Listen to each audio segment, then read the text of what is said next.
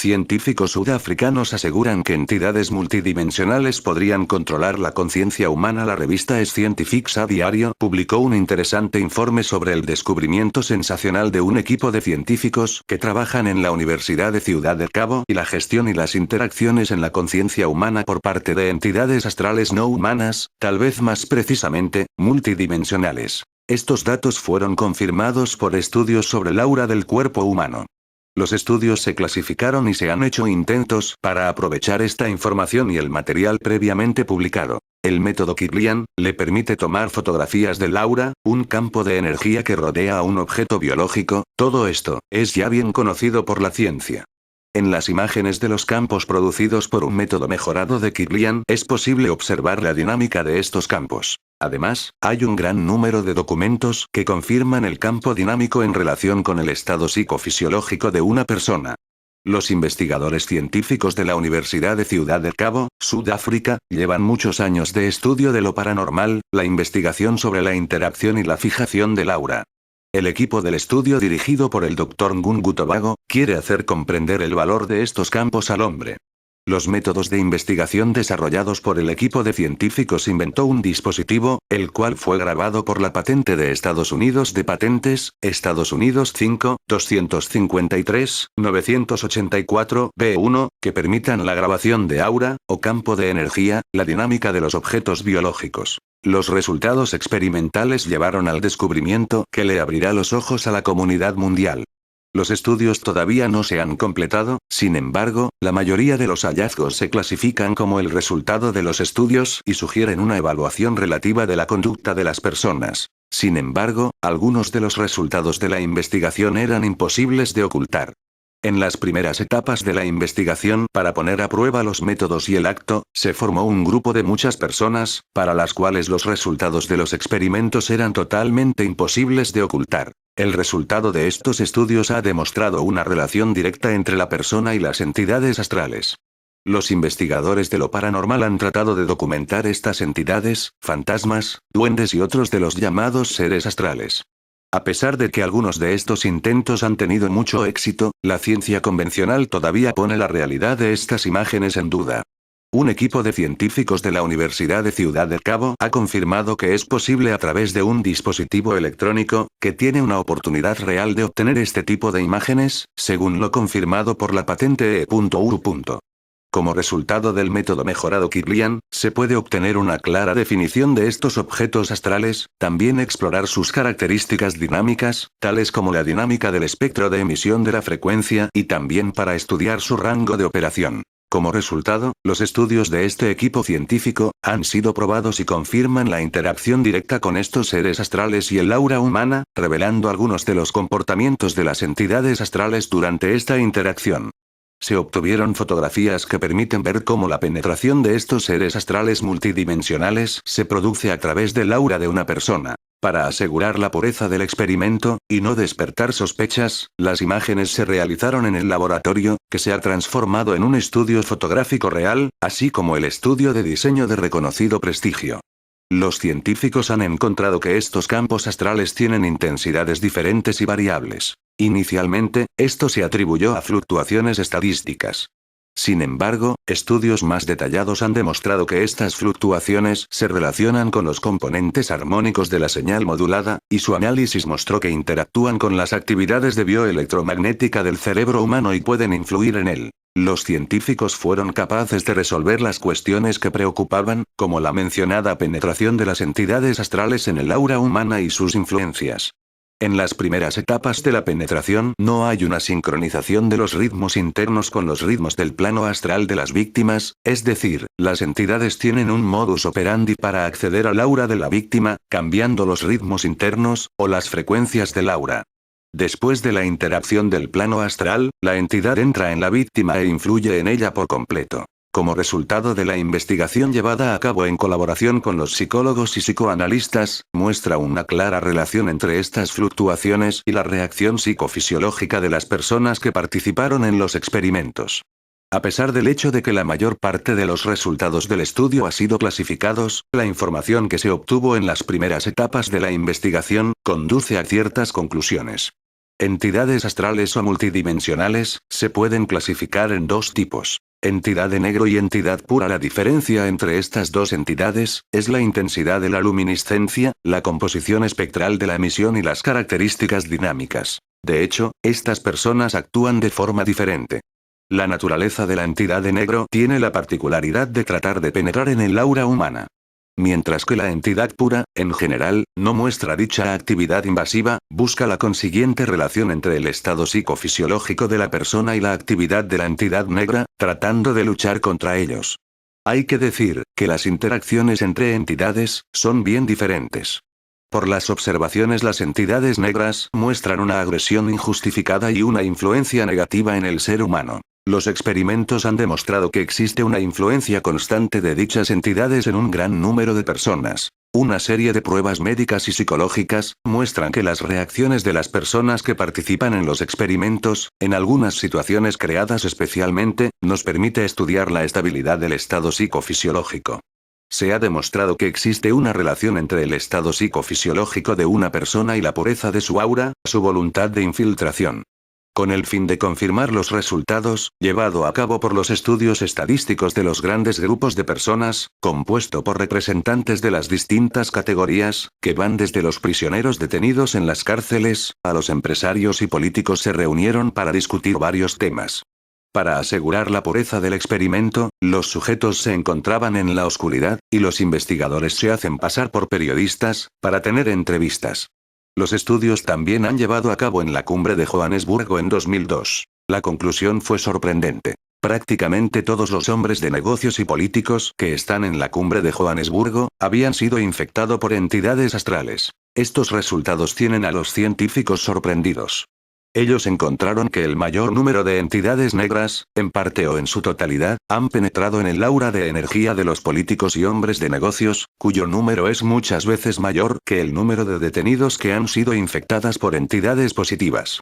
La mayoría de las infecciones astrales habían tenido lugar en muchos políticos de todo el mundo, y es probable que a logias secretas y gente muy poderosa. Por lo tanto, como resultado de la realización de estudios estadísticos, se confirmó que los resultados de los científicos demuestra que un gran número de personas están expuestas continuamente a las interacciones y la infiltración por entidad negra, que entran en el huésped, accediendo al control de la mente y del comportamiento.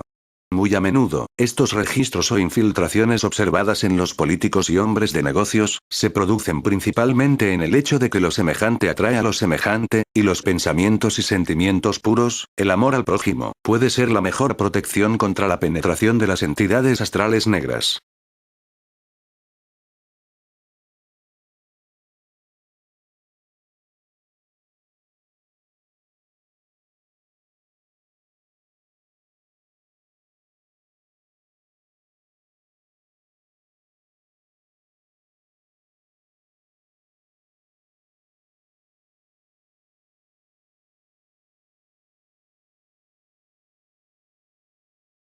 ¿Estaban locos los faraones egipcios por creer en otra vida después de la muerte? Desde luego no hay duda de que ellos lo tenían muy claro, la muerte solo parecía un paso necesario para este viaje. ¿Las pirámides eran acaso una especie de portales dimensionales? Por esta razón eran enterrados con cosas y objetos que luego les serviría de utilidad para ese lugar desconocido. Desde el tercero milenio, los textos funerarios recalcan la posible existencia de una vida después de la muerte en el reino iluminado de Osiris. El sol era una divinidad importante cuyo paso en el cielo simbolizaba el ciclo eterno de la vida, el nacimiento, la muerte y el renacimiento. Los faraones fueron considerados como los dioses, representantes divinos sobre la tierra que, gracias a los ritos, aseguraban la perpetuación de la vida. Después de su muerte, ellos se hacían inmortales, reuniéndose con los dioses en el más allá. Los egipcios también creían que el cuerpo y el alma eran importantes para la existencia humana, tanto en la vida como en la muerte.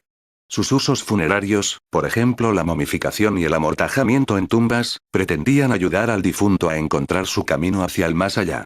Las tumbas eran rellenadas de alimentos, de herramientas, de artículos caseros, de tesoros, todas las cosas esenciales para garantizar la vuelta del alma en el cuerpo con el fin de que el difunto viva feliz durante toda la eternidad.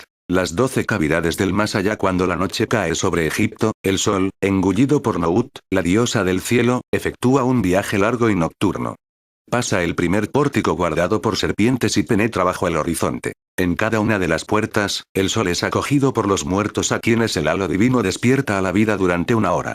Los difuntos, esperando obtener un sitio en la barca solar, llamada Manjeto Mesektet, alan a la embarcación divina de una puerta a la otra. Cuando el sol alcanza la última cueva, 4 babuinos se encargan de abrir el último pórtico antes de anunciar al mundo terrestre que el astro divino está a punto de brillar de nuevo. Existe otra región del más allá, más profunda, en la que los rayos del sol no alcanzan. El Etemit, lugar de destrucción.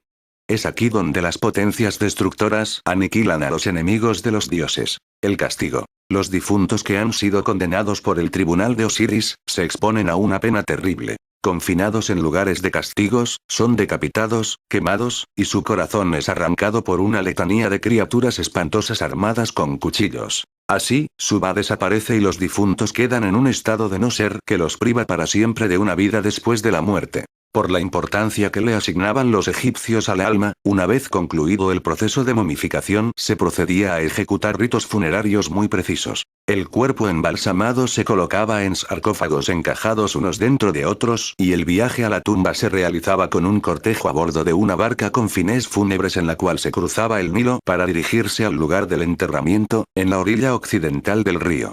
Según los egipcios, en esa ubicación se encontraba el reino de los muertos porque allí se ponía el sol en la embarcación, se colocaban los objetos que el difunto necesitaría en el más allá. Los más ricos llevaban muebles, vajillas, joyas, armas y comida. Juntos con todos estos objetos iban los llamados usaptis, que eran estatuillas que tenían la función de servir al fallecido en su otra vida. Los más valiosos estaban hechos de lapislázuli, pero los había también de madera o piedra. Muchos de ellos eran figuras masculinas con un arado y un saco en la espalda. En la parte delantera llevaban un capítulo del libro de los muertos. Foto 26, existen tumbas en las que se han encontrado hasta 365 usaptis, cada uno de los cuales corresponde a un día del año. Se describe que en las tumbas de los faraones pueden encontrarse cantidades superiores de usaptis. Foto 27, dentro de los ritos funerarios más divulgados se encuentra el de la apertura de la boca, que se celebraba justo antes del entierro. Su objetivo era que la momia recuperara sus sentidos. En ese momento el sacerdote vestido con una piel de leopardo, se ubica delante de la momia en la puerta de la tumba y realiza el rito. Anubis era el guardián de la necrópolis en el Egipto antiguo y debía encontrarse en el momento de la momificación. Es por eso que los sacerdotes al realizar los rituales del proceso de embalsamamiento se colocan una máscara de chacal, para adoptar el papel de Anubis. Para ser reconocido en la otra vida, encima de las vendas del cuerpo momificado se colocaba una máscara con un retrato idealizado. Las máscaras de los faraones estaban hechas de oro y lapislázuli. Según el mito, la carne de los dioses era de oro, su cabello de lapislázuli y sus huesos de plata, material muy escaso en Egipto. El difunto también debía responder preguntas al tribunal de Osiris. Este rito se considera el juicio final, el cual se celebraba en la sala de las dos verdades. En ella se definía si el difunto estaba preparado para cruzar el mundo subterráneo lleno de peligros y lograr su llegada al paraíso. En este ritual Anubis pesa el corazón del difunto para comprobar el peso causado por los pecados cometidos. Si era más ligero que la pluma de la verdad, la persona viviría eternamente. Si no, arrojaban el corazón al monstruo Amit, considerado el devorador de los muertos. Es por eso que asociado con el proceso de momificación y sus rituales aparece en muchos documentos una imagen donde se expone la escena del juicio final.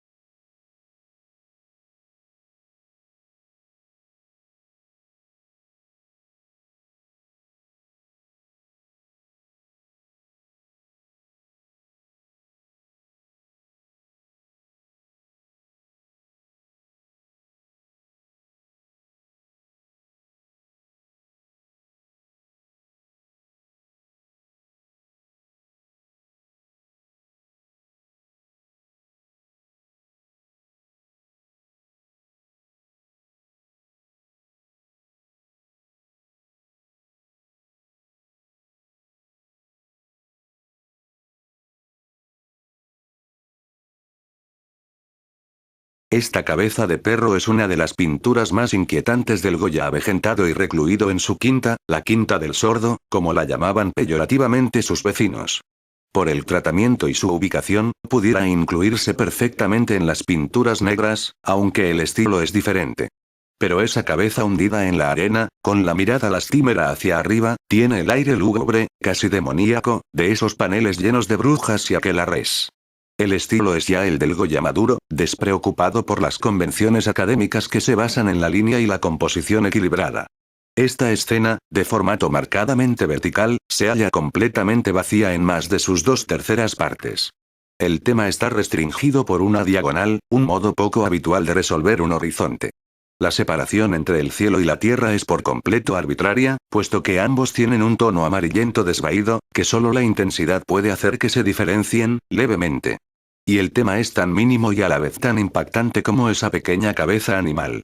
Es por lo tanto, una pintura de lo menos convencional, en la estela de la última producción goyesca. Pero si miramos fijamente en el contraste marrón podemos ver la figura de un troll, quizás un demonio.